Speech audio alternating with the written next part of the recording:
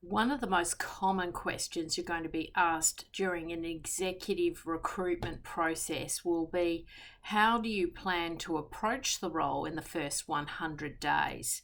And it's really crucial that you've thought through this answer.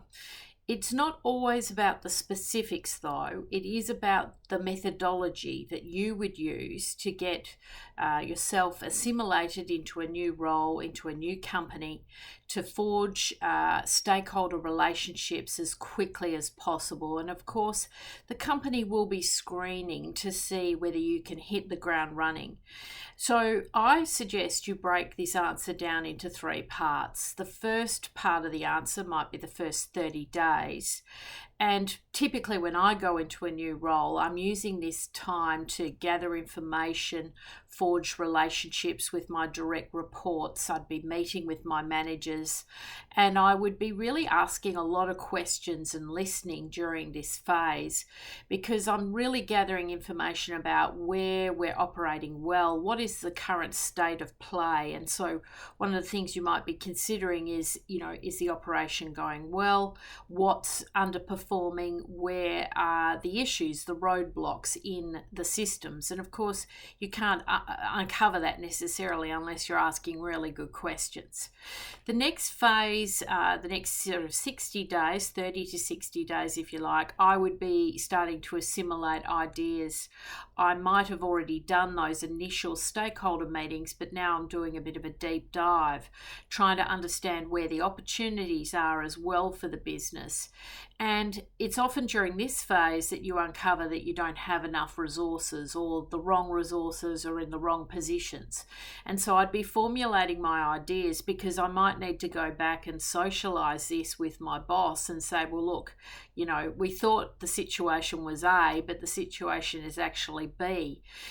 Often when you come into roles, you're really sort of trying to set yourself up for success. So it's crucial that you have an opportunity to come back and speak with your main constituents, if you like, to gather that information, gather the ideas, because you might need to pivot potentially if you're going to be successful in that role. So that's certainly what I would be doing. And then in the final 60 to 90 days, I'm typically doing some form of a change management reconnaissance, what needs to happen in the business. And then I'd be socializing those ideas again with the boss, the key managers, the key line managers, the key stakeholders, to get ultimately some form of sign-off. Now, you could break that down to the various activities that you might do during the first 100 days. You might be hosting one-on-one private meetings with your direct team members.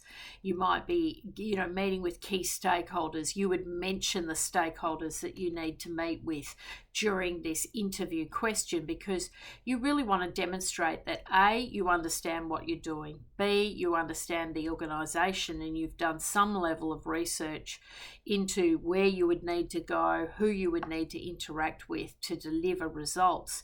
And you want to draw upon your past experience of what has worked well for you in other scenarios, because you want to give the company that confidence that you can in fact hit the ground running, you can deliver results, and you would be able to identify opportunities but also challenges for the business through that methodology that you're going to use during the first 100 days. It's a really crucial answer to think through very carefully and to give the specifics. I find a lot of candidates can answer this, but they don't give the specifics of what they're going to do and how they're going to do it.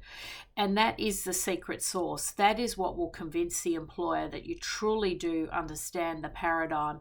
You truly could become an asset to the company in a modest period of time. So think through this answer. It's often the key to getting the job offer over the line.